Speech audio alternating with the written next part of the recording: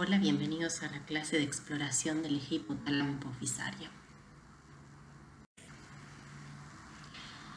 La unidad hipotálamo hipofisaria tiene una función crítica en la regulación hormonal, pero no es la única función que tiene, ya que además media e integra estímulos nerviosos y está involucrado también en la regulación de otros sistemas homeostáticos, como es la regulación del apetito, la regulación de la temperatura y la regulación inmune.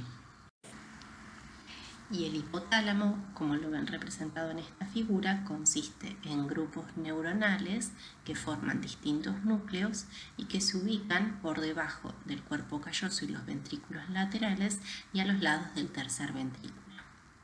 Como ven, estos grupos neuronales o núcleos producen distintas hormonas o péptidos que pueden transportarse a través del sistema sanguíneo portal al lóbulo anterior de la hipófisis o mediante los propios axones que se extienden hacia el lóbulo posterior y ser secretados directamente. Y como dijimos, en esta figura se representa la hipófisis formada por su lóbulo anterior o adenohipófisis, que es de origen ectodérmico y se forma a partir de la bolsa de Rathke, y el lóbulo posterior o neurohipófisis, que está formado por los extremos distales de los axones de las neuronas de los núcleos paraventricular y supraóptico hipotalámico. Ustedes ven. Con esta figura repasamos la anatomía de la región celar, que como ven en el centro se observa la hipófisis, que se asocia o que se relaciona con el hipotálamo mediante el tallo hipofisario, por sobre el cual se encuentra el quiasma óptico. El tercer ventrículo dijimos que a los lados se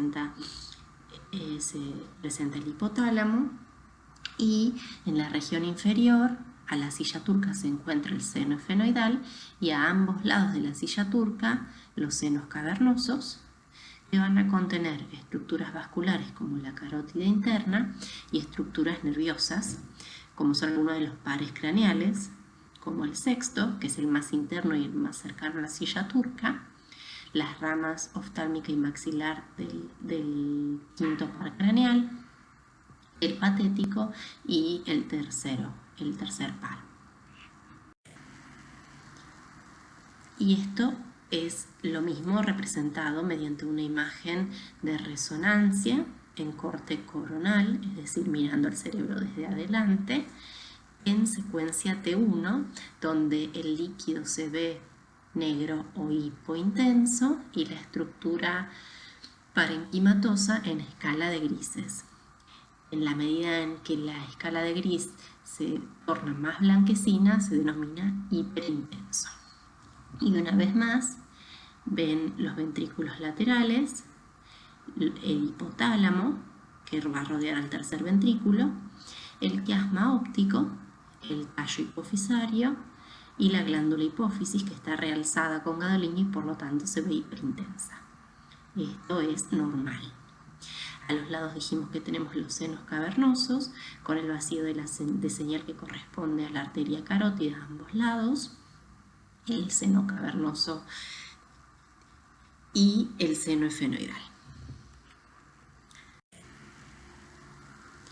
Y en el corte sagital, es decir, una vista lateral de las estructuras, se observa la glándula hipófisis con su lóbulo anterior y el lóbulo posterior, que se observa espontáneamente hiperintenso, aún sin contraste, y esto es normal también. El tallo hipofisario, que lo conecta con la región hipotalámica, el quiasma óptico, por debajo y delante el seno efenoidal, la región hipotalámica y las otras estructuras cerebrales como son el tronco cerebral y el cerebelo.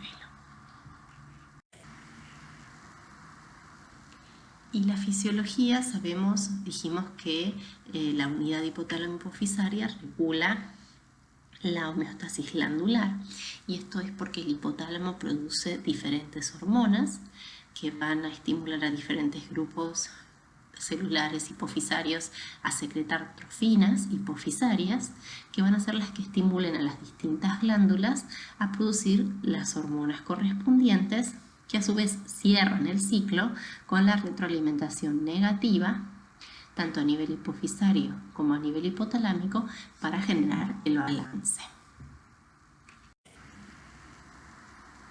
Y dijimos que regula múltiples sistemas hormonales.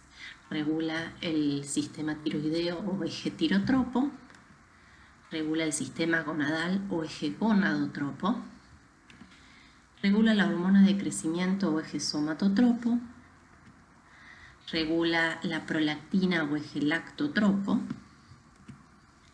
regula el cortisol o eje corticotropo y regula la osmolaridad plasmática a través de la secreción de hormona antidiurética.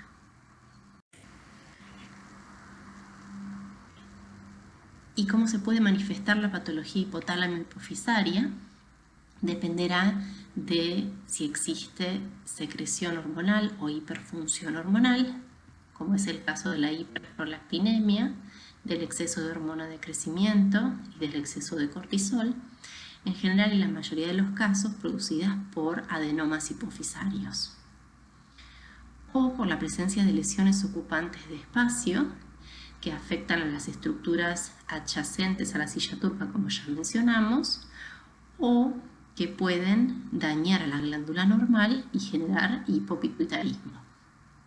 Esto también puede ocurrir porque los adenomas hipofisarios de un tamaño considerable también pueden alterar la función de la glándula hipófisis normal y también pueden generar hipopituitarismo.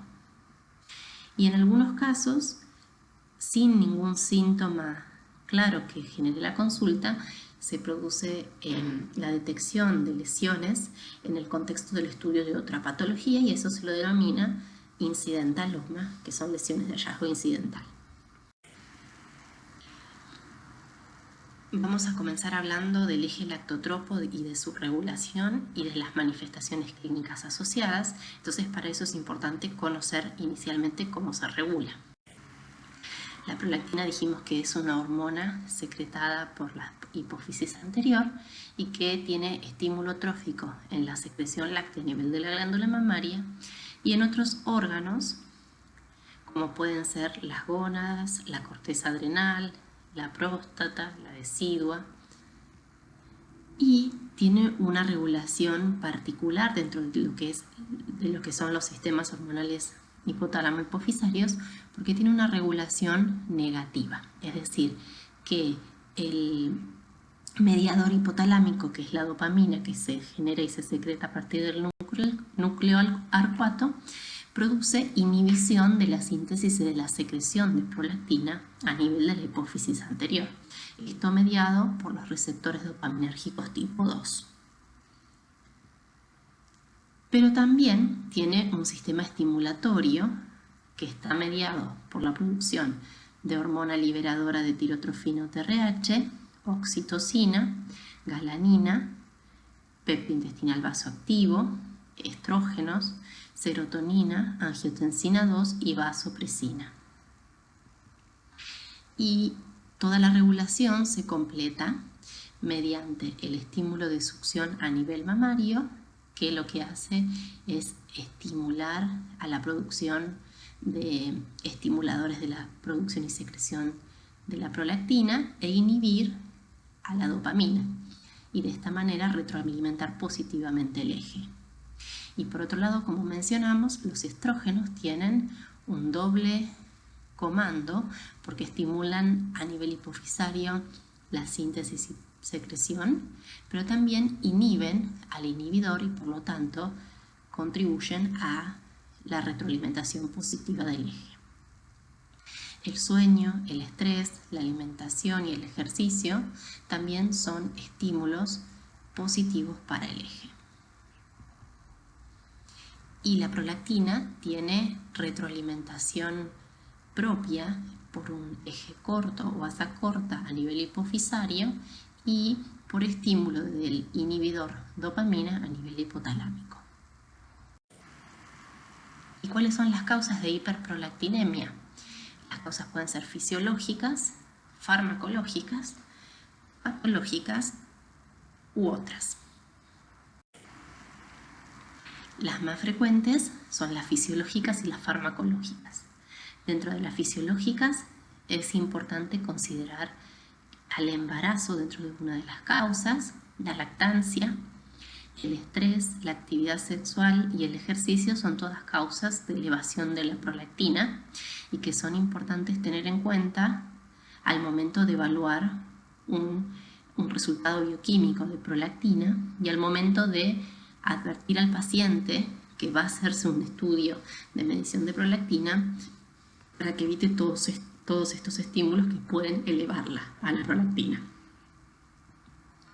Las causas farmacológicas son múltiples, desde bloqueantes del receptor dopaminérgico como la metoclopramida o el haloperidol, antihipertensivos como el labetalol y el verapamilo, antihistamínicos H2 como la ranitidina, mencionamos ya los estrógenos, que se encuentran en los anticonceptivos orales, anticonvulsivantes como la fenitoína y otras drogas de uso psiquiátrico como los neurolépticos como la clorpromacina, la risperidona, el haloperidol, los opioides y los antidepresivos tricíclicos como la amitriptilina y la fluoxetina. Cuando se sospecha que la causa es farmacológica, la suspensión del fármaco posiblemente responsable permite la medición de los niveles de prolactina y su normalización si es que está fuera de la causa. Claramente, si la droga es de indicación psiquiátrica, esto se realiza en conjunto con el médico tratante. Dentro de las causas patológicas tenemos desórdenes sistémicos, como pueden ser la insuficiencia renal crónica, la cirrosis, convulsiones o alteraciones de la pared torácica, que por el mismo mecanismo por el cual la succión mamaria estimula la producción de prolactina, pueden generar también hiperprolactinemia, la cirugía, el herpes o traumatismos de la pared torácica. Y por otro lado, el hipotiroidismo por el mediador hipotalámico TRH también puede producir estímulo de la prolactina y es la explicación por la cual muchas veces los hipotiroideos cursan con hiperprolactinemia que se normaliza al instalar el reemplazo tiroideo. Y las otras causas patológicas corresponden a patología del hipotálamo, del tallo hipofisario o de la hipófisis, entre los que podemos mencionar al craneofaringioma, al meningioma, a las metástasis hipotalámicas o hipofisarias, a los granulomas o patologías infiltrativas y a los adenomas hipofisarios propiamente dichos como el prolactinoma, la acromegalia por cosecreción o por efecto tallo, que corresponde a la interrupción de la llegada de dopamina desde el hipotálamo y que por lo tanto deja de ejercer su efecto inhibidor y consecuentemente se eleva la prolactina. Esto puede darse por macroadenomas o por otras lesiones de la región celular que también causan esta interrupción de la llegada de dopamina a la hipófisis. Y las manifestaciones clínicas de la hiperprolactinemia se producen por la hiperprolactinemia en sí o por disminución y afectación de la regulación del eje gonadotropo, que es lo que produce la prolactina elevada.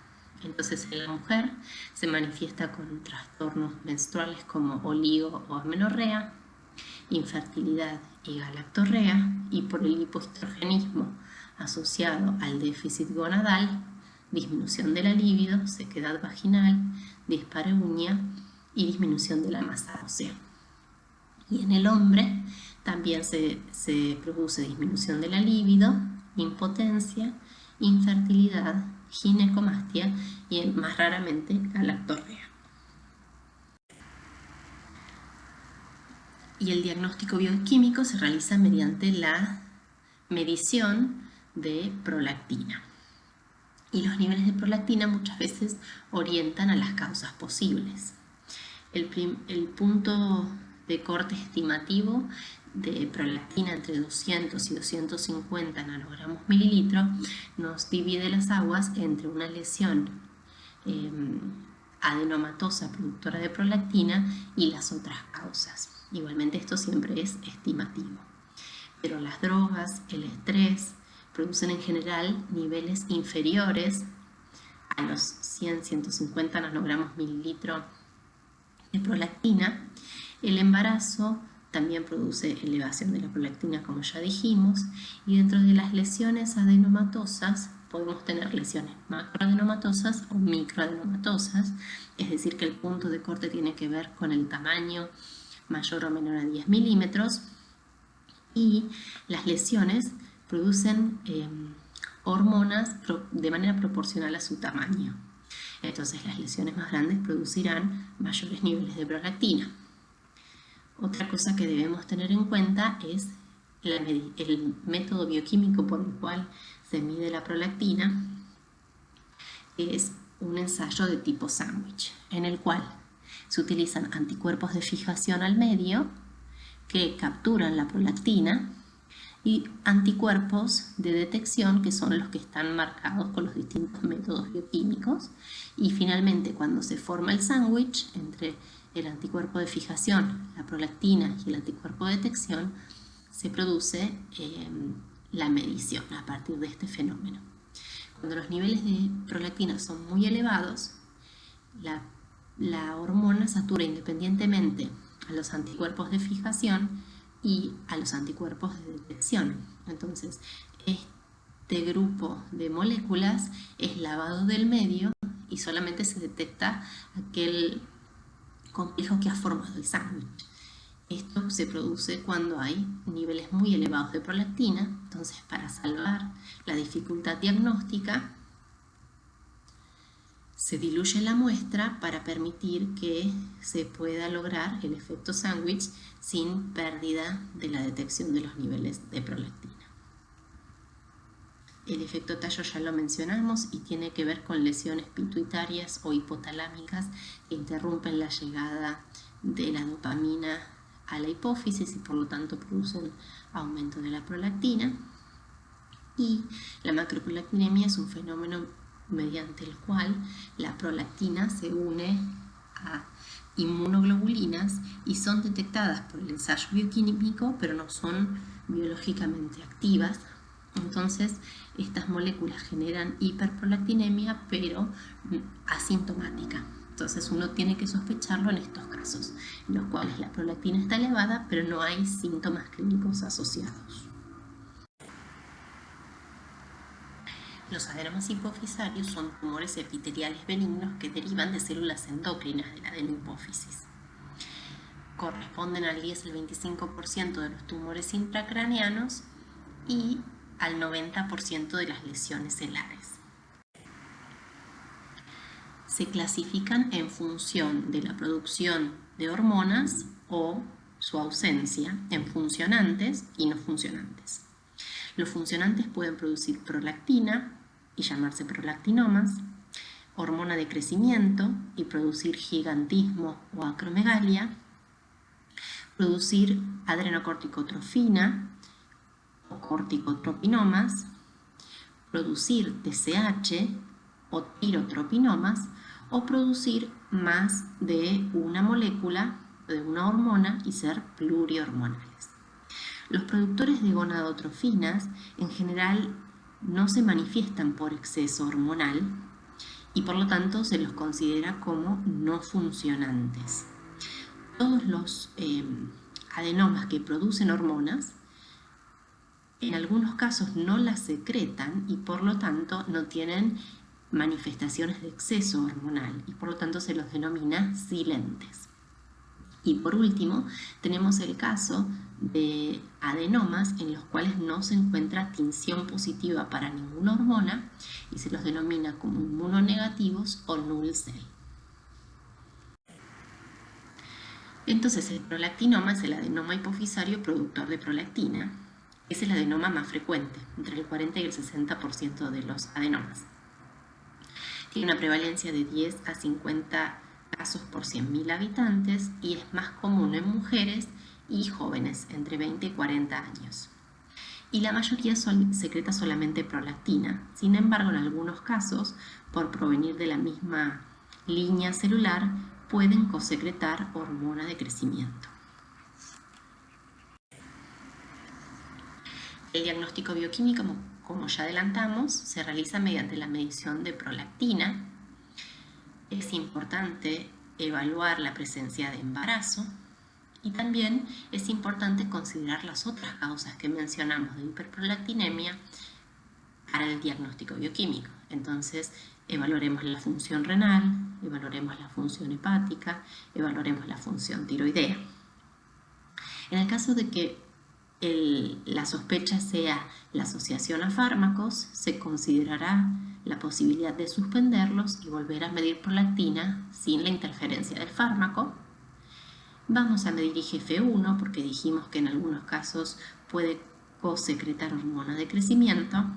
Y también evaluaremos la reserva hipofisaria, porque dijimos que las lesiones hipofisarias de tamaño considerable pueden alterar la función de la glándula hipófisis sana y por lo tanto generar hipopituitarismo. Y en el diagnóstico radiológico dijimos que en la resonancia vamos a tener en cuenta el tamaño para clasificarlos en macro o microadenomas. Los microadenomas serán aquellos menores a 10 milímetros, como se observa en la figura de la izquierda, en la cual se observa esta lesión pequeña, más hipointensa con respecto al resto de la glándula, que es más hiperintensa, que se encuentra limitado dentro de la glándula hipofisaria, que no afecta a los senos cavernosos, ni al seno efenoidal, ni al quiasma óptico. Por otro lado, si la lesión mide 10 o más milímetros, se clasifica como macroadenoma, como es el caso de esta lesión, que como ven, afecta el seno cavernoso izquierdo, engloba a la arteria carótida, afecta al seno efenoidal y afecta la región o la cisterna supracelular con compromiso y compresión del quiasma óptico, y esto es lo que genera los síntomas visuales asociados. En la vista sagital, es decir, de perfil, vemos como esta lesión, además de ocupar el seno efenoidal, tiene extensión posterior con casi contacto con la protuberancia y tiene extensión superior a la cisterna supracelular con compromiso del quiasma óptico, que no es claramente definible en esta imagen. Y entonces las manifestaciones clínicas asociadas a este tipo de lesiones, independientemente de la producción hormonal que tengan o la ausencia de producción hormonal, pueden también sumar manifestaciones por insuficiencia hipofisaria, por hipopituitarismo parcial o total, o por síntomas compresivos. Se puede producir cefalea por estiramiento de la dura madre o por hidrocefalia, y por otro lado alteraciones del campo visual por compromiso del quiasma óptico, convulsiones, parálisis de los pares craneales por la afectación de los senos cavernosos y rinorrea por la afectación del piso del seno efenoidal y filtración de líquido cefalorraquídeo a la faringe. Y el diagnóstico oftalmológico se realizará en aquellos pacientes que presenten síntomas de déficit ampimétrico o en lesiones que evidencien contacto quiasmático en la imagen. En el fondo de ojo se observará el trofismo de la papila. En el campo visual computarizado se pueden detectar defectos parciales, o en la medida en la que el compromiso resulta mayor por el hecho de que las fibras del nervio óptico se entrecruzan a nivel del quiasma óptico, la compresión del quiasma óptico genera un patrón típico de hemianopsia bitemporal, como se puede observar en este caso, y en este caso correspondería a este sector del campo visual, y en la medida en la que avanza el compromiso también puede extenderse hacia la región nasal y generar en algunos casos amaurosis completa. La tomografía de coherencia óptica nos permite visualizar el espesor de la capa de fibras de la retina y de alguna manera prever la posibilidad de recuperación del déficit visual. Bien, tanto el diagnóstico por imágenes como el efecto de masa, como la evaluación oftalmológica, corresponde a todas las lesiones hipofisarias. Ahora vamos a pasar al eje somatotrópico. Y como verán, la hormona de crecimiento que se secreta a nivel hipofisario está estimulada por la hormona liberadora de hormona de crecimiento generada en el hipotálamo e inhibida por la somatostatina también producida en el hipotálamo. Del balance resulta la producción neta de hormona de crecimiento que estimula de manera directa a tejidos y en el hígado específicamente induce la formación de IGF-1, que es el mediador del efecto de la hormona de crecimiento, que tiene efecto a nivel óseo, al nivel de la placa de crecimiento, el cartílago de crecimiento, y también a nivel tisular en múltiples tejidos. La grelina es otra hormona que estimula al eje, y globalmente hay múltiples factores que también regulan al eje somatotropo, como ser la estimulación por la exposición a glucocorticoides aguda, la acetilcolina, los agentes alfa-2 adrenérgicos, los opioides, los esteroides sexuales, la arginina, la desnutrición, la hipoglucemia, el estrés, el sueño, el ejercicio. Todos estos son factores que estimulan el eje y que en algunos casos vamos a utilizar en los estudios dinámicos de evaluación del eje. Por eso es importante tener en cuenta cuál es el efecto que tiene cada factor sobre el eje. Y por otro lado, dentro de los efectos inhibitorios del eje somatotropo, encontramos a la exposición crónica a corticoides, a los agentes beta-adrenérgicos, a la obesidad, a la hiperglucemia, a los ácidos grasos libres y a la edad. A mayor edad, de alguna manera tiene un efecto negativo en la regulación del eje. Y la acromegalia es la enfermedad que se caracteriza por el exceso de secreción de GH en la edad adulta, porque en la edad temprana, antes del cierre del cartílago de crecimiento, se produce acrogigantismo, y en la mayoría de los casos el exceso de secreción de GH se asocia a un tumor hipofisario. Tiene una prevalencia de entre 3 y 14 casos por cada 100.000 habitantes y una incidencia de hasta un caso por 100.000 habitantes. El diagnóstico se realiza en general en la quinta década de la vida y la mayoría de los casos corresponden a situaciones de tumores esporádicos y en mucha menor frecuencia a patología genética, como por ejemplo los adenomas pituitarios familiares aislados o neoplasia endocrina múltiple o asociado al complejo de Carney o síndrome de McCune-Albright.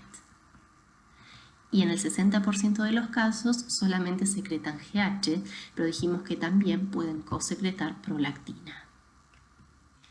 Y la mayoría de los casos, casi el 80%, corresponde a macroadenomas, es decir, adenomas hipofisarios mayores o iguales a 10 milímetros. Y las manifestaciones clínicas de exceso de hormonas de crecimiento son conocidas y corresponden al engrosamiento de los rasgos faciales, con prominencia de la arcada superciliar, crecimiento de las partes blandas, macroglosia, separación de los dientes o diastema, que es progresivo y por lo tanto no siempre detectable por el propio paciente o por su círculo familiar cercano. También produce aumento de las regiones sacras como las manos y los pies. Y por el hecho de ser progresivo, menos del 20% busca atención médica espontáneamente y en general el retraso diagnóstico promedio se aproxima a los 5 años. Otras manifestaciones clínicas se relacionan con la alteración del metabolismo de la glucosa en casi un tercio de los pacientes, hipertensión arterial en el 40%, síndromes de apneas del sueño en el 81%. Mencionamos el aumento de tamaños de pies y manos, el síndrome del túnel carpiano.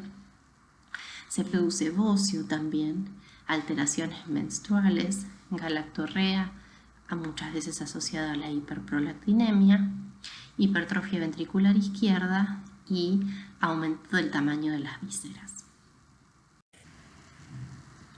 El diagnóstico se realiza mediante la medición de IGF-1 porque la secreción de GH tiene característica de pulsatilidad, entonces no resulta un marcador confiable para el diagnóstico. En cambio, la IGF-1 tiene niveles mucho más estables a lo largo del día y por eso se la utiliza para el diagnóstico.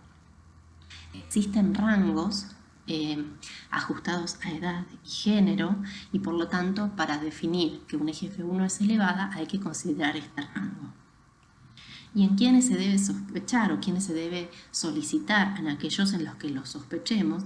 ¿Y en quiénes van a ser estos? En los pacientes que presenten características clínicas fenotípicas claras o que presenten combinación de las manifestaciones clínicas que mencionamos, como por ejemplo apnea del sueño, síndrome del túnel carpiano, diabetes, hipertensión, artritis e hiperhidrosis. Y el diagnóstico se confirma mediante la medición de la hormona de crecimiento en la prueba de tolerancia oral a la glucosa. Porque dijimos que la hiperglucemia normalmente inhibe la secreción de GH. Cuando esto no se produce, es decir, que en presencia de hiperglucemia la hormona de crecimiento supera el nanogramo mililitro, estamos ante la presencia de una regulación alterada y con esto se confirma el diagnóstico. Dijimos que como son la mayoría macroadenomas, otra cuestión importante es evaluar el resto de la reserva hipofisaria para definir la indemnidad del resto de la glándula normal. La radiología nos permitirá establecer el tamaño tumoral y el compromiso de las estructuras adyacentes y la evaluación oftalmológica será acorde o a los síntomas o a la presencia de extensión supracelular con contacto quiasmático. Pasamos al eje córtico-tropo. El eje córtico-tropo está regulado a nivel hipotalámico por la hormona liberadora de corticotrofina que se secreta en el núcleo, desde el núcleo paraventricular y que junto con la vasopresina, también de producción hipotalámica, va a estimular la producción de ACTH a nivel hipofisario. Esta ACTH tiene efecto a nivel adrenal mediante la producción de cortisol y otro factor que estimula al eje corticotropo es la inflamación mediada por células inmunológicas o sus diferentes mediadores y finalmente el cortisol va a ser la hormona que retroalimente tanto al nivel hipofisario, al nivel hipotalámico y a la inflamación. Otros mediadores estimulan el eje corticotropo: el estrés, las catecolaminas, las prostaglandinas, el péptido inhibidor vasoactivo, la hipoglucemia, la grelina y la angiotensina 2. Y por otro lado, el péptido natriurético auricular, opioides, GABA, oxitocina, sustancia P y óxido nítrico inhiben el eje. También sabemos que este eje tiene la característica de tener un ritmo circadiano, es decir, que tiene niveles elevados tanto de ACTH como de cortisol durante la mañana, con un pico que se produce entre las 8 y las 9 de la mañana y luego un descenso progresivo durante el resto del día con un nadir entre las 9 y las 12 de la noche. Y esto es importante porque cuando uno dosa cortisol tiene que tener en cuenta esta variación circadiana normal. En cuanto al síndrome de Cushing, que se caracteriza por el exceso de producción de cortisol, por la pérdida de la autonomía y por la pérdida del ritmo circadiano, hay causas que dependen de ACTH, que son las más frecuentes, y causas independientes de ACTH. Dentro de las ACTH dependientes, las más frecuentes son los tumores hipofisarios que generan la enfermedad de Cushing, pero también tenemos en menor frecuencia otras lesiones productoras de ACTH que se denominan ectópicas cuando están fuera de la hipófisis. Y las causas de ACTH independientes serán la producción de cortisol a partir de diferentes enfermedades adrenales. La enfermedad de Cushing es la secreción de ACTH excesiva de origen hipofisario y siempre tenemos que pensar ante un paciente con síndrome de Cushing que la causa más frecuente es la administración exógena de glucocorticoides. Por eso es importante preguntar la utilización de distintas cremas que contengan corticoides, de medicación que contenga corticoides, de spray nasal que contengan corticoides, porque todas estas causas pueden producir síndrome de Cushing. En cuanto a la enfermedad de Cushing, la mayoría son microadenomas, es decir, lesiones hipofisarias menores de 10 milímetros, predomina en mujeres jóvenes y tiene una progresión lenta. Son mayoritariamente esporádicos, aunque pueden asociarse a patologías genéticas como la neoplasia endocrina múltiple. Y las manifestaciones clínicas del fenotipo cushingoide están formadas por la cara de luna llena, acné, fragilidad capilar que genera equimosis, hirsutismo, estrías rojo-violáceas que en general suelen ser anchas, cercanas al centímetro, en el abdomen y en la raíz de los miembros inferiores y superiores, obesidad central y debilidad muscular por miopatía. Además, el exceso cortisólico genera disminución de la masa ósea con mayor riesgo de fracturas, alteración de los ciclos menstruales por disfunción gonadotropa, hipertensión, hasta en el 80% de los casos, estados protrombóticos, inmunosupresión y alteración del metabolismo de la glucemia, dislipemia, hipocalemia e hipercalcemia. Mirándolo desde la patología general, dentro de la hipertensión hasta el 1% puede corresponder a síndrome de Cushing o enfermedad de Cushing, 3% de la diabetes mal controlada y 11% de la osteoporosis inexplicable o fracturas vertebrales. Por eso es importante que ante esta patología prevalente tengamos en mente este diagnóstico diferencial. Y como ya dijimos, el síndrome de Cushing se caracteriza por la producción excesiva de cortisol, que se puede evaluar mediante la medición de cortisol libre urinario en orina de 24 horas, por autonomía funcional, es decir, falta de la supresibilidad del eje ante la administración de corticoides. En este caso se administra 1 miligramo de dexametasona a las 22 horas y se mide el cortisol a la mañana siguiente. Este estímulo debería inhibir la producción de cortisol y debería dosarse a la mañana siguiente un cortisol menor a 1.8 microgramos decilitro. Cuando esto no ocurre y el cortisol medido posterior a la administración de dexametasona nocturna es mayor, se habla de autonomía funcional. Y la ausencia de ritmo, que nos referimos al ritmo circadiano de secreción, se evalúa mediante la medición de cortisol salival nocturno o de cortisol libre en orina en una muestra tomada entre las 22 y las 23 horas. Entonces, para hablar de patología hipofisaria, primero tenemos que definir que el hipercortisolismo depende de ACTH, que dijimos que era lo más frecuente, y luego ubicar a la lesión a nivel hipofisario, que corresponde a la mayoría de los hipercortisolismos ACTH dependientes, pero como dijimos que la mayoría eran microadenomas, es importante también tener en cuenta que no todos pueden verse. Entre un 50 y un 60% son visibles, y en aquellas lesiones que midan menos de 6 milímetros se confirma el diagnóstico mediante la realización de cateterismos de senos petrosos inferiores, que trata de establecer el gradiente de ACTH entre la hipófisis y la sangre periférica.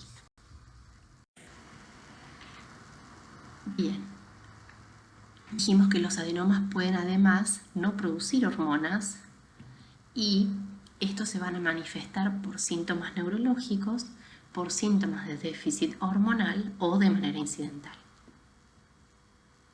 La evaluación bioquímica apuntará a definir la funcionalidad, que muchas veces es subclínica, y a definir la suficiencia del resto de la glándula normal. La evaluación radiológica tratará de definir el tamaño, y la evaluación oftalmológica la presencia de compromiso quiasmático. ¿Y en qué situaciones vamos a sospechar la presencia de un adenoma no funcionante? En el caso en los que la bioquímica muestra una prolactina normal o levemente elevada, menor a 100 nanogramos mililitro, y probablemente asociada al efecto tallo, y presente el resto del perfil hormonal normal o disminuido. Esto por el compromiso de la suficiencia y la función de la glándula normal. Desde la histopatología, como ya mencionamos al principio, se clasificarán como null cell, es decir, sin la presencia de marcadores hormonales a nivel tisular, como oncocitomas en aquellas células o lesiones en las cuales las células tengan alto contenido mitocondrial, y desde la inmunohistoquímica la mayoría corresponden a lesiones productoras de gonadotrofinas o de subunidades, 80%, 7% a la producción de subunidad alfa pura, y en menor proporción productores de ACTH silentes y productores de GH silentes. El incidentaloma hipofisario es el hallazgo de la lesión hipofisaria en un estudio realizado por otra causa y tiene una frecuencia en autopsias del 10%. Dentro de las etiologías, la mayoría son adenomas hipofisarios, 91%, y 9% son lesiones no adenomatosas. Dentro de los adenomas hipofisarios, el 50% corresponde a adenomas no funcionantes, y las lesiones no adenomatosas más frecuentes son el craneofaringioma, los quistes de la bolsa de Rathke, entre otros. El abordaje diagnóstico se realiza mediante la anamnesis y el examen físico, buscando manifestaciones sutiles de hipersecreción hormonal que muchas veces pasan desapercibidas para el paciente. Se evalúa la funcionalidad midiendo prolactina e IGF-1, y en algunos casos cortisol salival nocturno o cortisol libre urinario de 24 horas. Además se evalúa hipopituitarismo en todas las lesiones mayores a 10 milímetros, porque hasta el 41% pueden presentar hipofunción, y en las menores de 10 milímetros en los microincidentalomas, en aquellos que miden entre 6 y 9 milímetros, porque se ha visto que hasta el 10% de estos pueden presentar hipofunción glandular. Se confirma con resonancia celular con contraste y se evaluará con campo visual ante síntomas oftalmológicos o contacto quiasmático de la lesión. Y como ya mencionamos algunas de las lesiones no adenomatosas, aquí completamos un poco la lista, aunque no agota todas las causas posibles de lesiones celares no adenomatosas. Ya mencionamos al craneofaringioma, meningioma, germinoma, glioma, astrocitoma, metástasis, linfoma, sarcoma y cordoma. Dentro de los quistes se encuentran los quistes de la bolsa de Rathke, los quistes aracnoideos y los quistes dermoides. Patología vascular puede ser un aneurisma o un angioma. Dentro de las etiologías inflamatorias, hipofisitis, sarcoidosis, histiocytosis X y tuberculosis. Y dentro de las misceláneas, la apoplejía hipofisaria y la hiperplasia. Entonces, las manifestaciones clínicas dependerán del compromiso de las estructuras vecinas, es decir, síntomas por efecto de masa, como cefalea, alteraciones visuales y compromiso de los pares craneales, alteraciones de la función hipofisaria como hipopituitarismo, que se afecta mayoritariamente el eje somatotropo y el gonadotropo y en menor proporción el tirotropo y el corticotropo. El efecto tallo puede producir hiperprolactinemia o la compresión y la afectación del tallo también puede producir diabetes insípida por interrupción de la llegada del ADH y de la secreción. Y las alteraciones hipotalámicas pueden también producir alteración de la regulación térmica, del apetito y alteraciones autonómicas. Y en un porcentaje del 9% pueden manifestarse sin síntomas.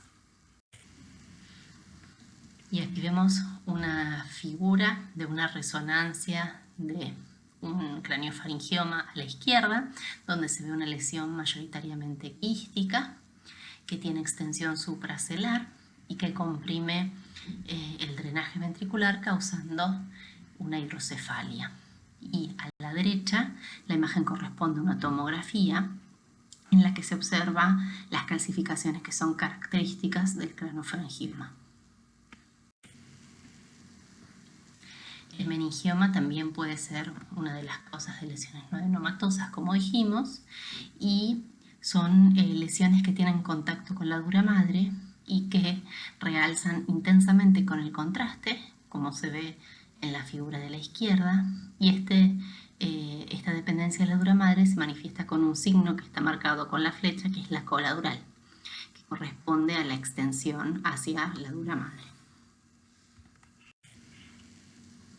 El quiste de la bolsa de Rathke se ubica característicamente entre ambos lóbulos hipofisarios, es decir, el posterior y el anterior, y se ve como una estructura hiperintensa en T1, y eso es por el alto contenido proteináceo que posee el quiste.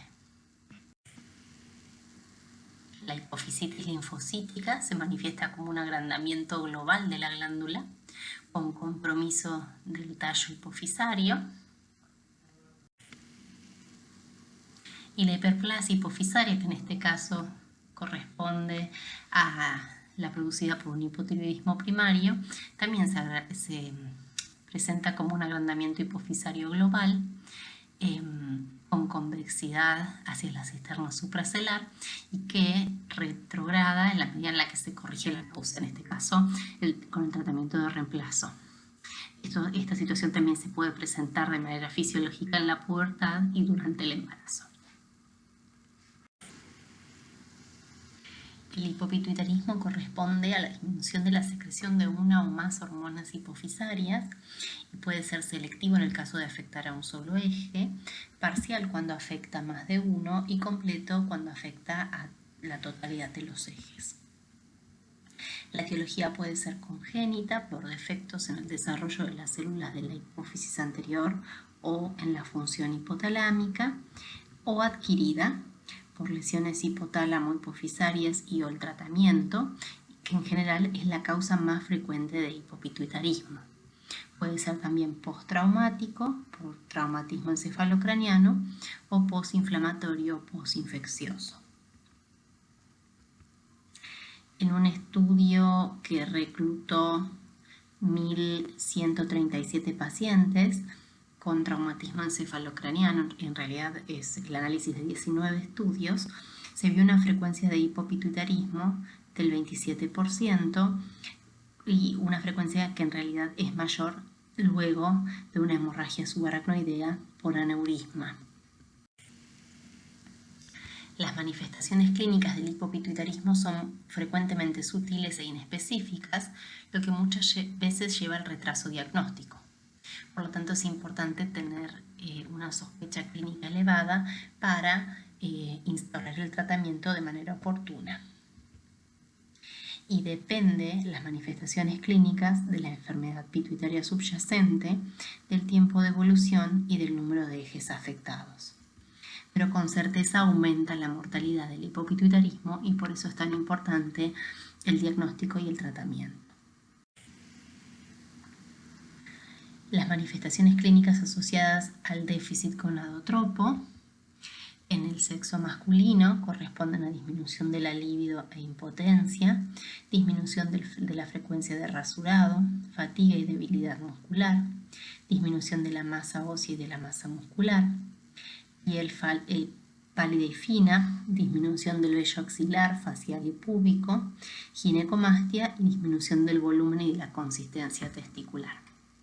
Y en el género femenino se presentan alteraciones de los ciclos menstruales, infertilidad, disminución de la libido y dispareunia, atrofia mamaria y disminución de la masa ósea.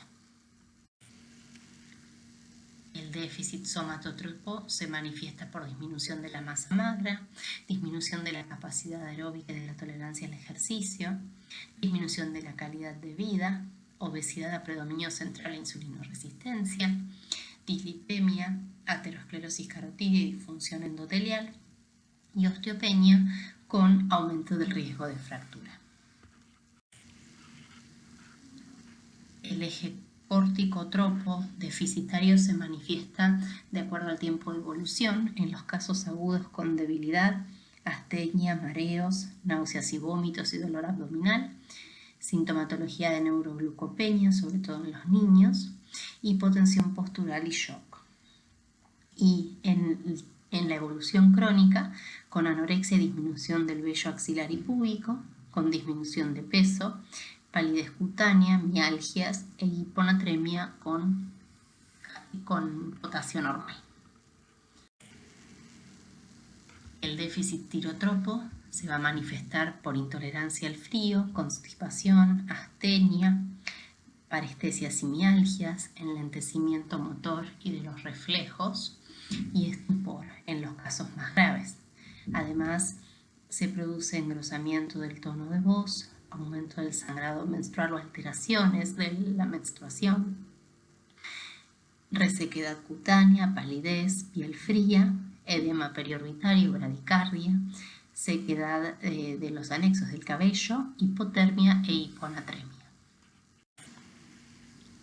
La diabetes insípida se va a manifestar por polidipsia y poliuria, nicturia y signos de deshidratación en el caso de que el paciente no ingiera líquidos.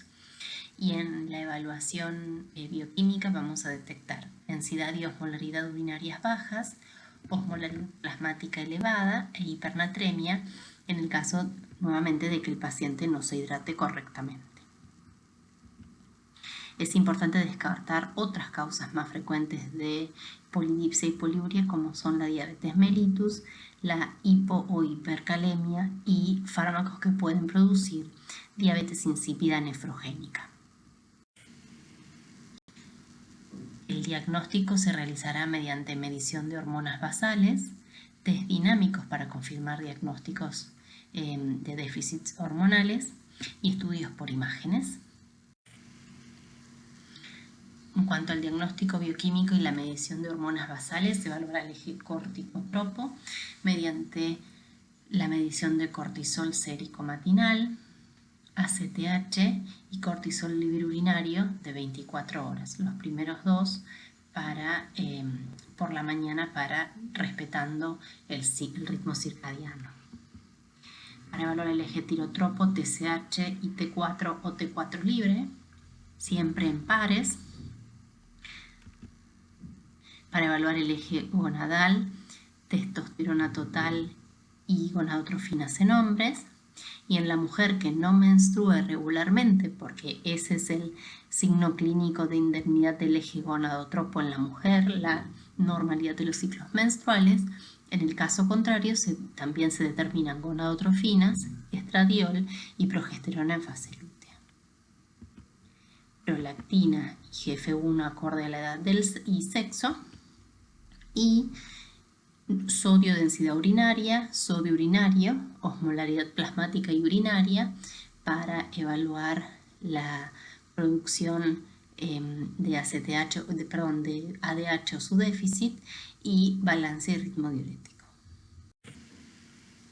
Y en cuanto a los test dinámicos para confirmar diagnósticos de déficits hormonales, se utiliza la hipoglucemia insulínica como gold standard, en la cual se administra insulina para lograr la hipoglucemia, y en ese contexto se mide los niveles de GH, que siendo mayor a 3 microgramos litro determinan suficiencia, y de cortisol, que siendo mayor a 20 microgramos decilitro también determina suficiencia. Esta prueba está contraindicada en pacientes con convulsiones, en ancianos, en embarazadas y en pacientes con patología cardiológica reciente. Otros test para evaluar el déficit somatotropo es la administración de la hormona liberadora de hormona de crecimiento y arginina, con medición de los niveles de GH para determinar la suficiencia. El test de glucagón también se realiza para la evaluación del eje somatotropo mediante la administración intramuscular de 1 miligramo de glucagón y la medición de GH en distintos puntos, sabiendo que el pico se produce entre los 120 y los 180 minutos y que el punto de corte para definir suficiencia tiene que ser mayor a 3 microgramos litro. El test de estímulo con Synacten, que es una CTH recombinante, se utiliza para valorar el eje córtico-tropo y se establece con niveles de cortisol mayores a 18 microgramos decilitro a la hora. Y el test de restricción hídrica se utiliza para evaluar el síndrome de polidipsia poliuria. Consiste en restringir al paciente de ingesta hídrica y evaluar la evolución tanto de la tensión arterial, del peso y de la osmolaridad urinaria. Ante la falta de concentración de la orina, se administra desmopresina y se evalúa la elevación de la osmolaridad urinaria en respuesta al fármaco para establecer el diagnóstico, y también previo a la administración de la desmopresina se mide ADH. Muy bien, y eso es todo, espero que les haya sido de utilidad.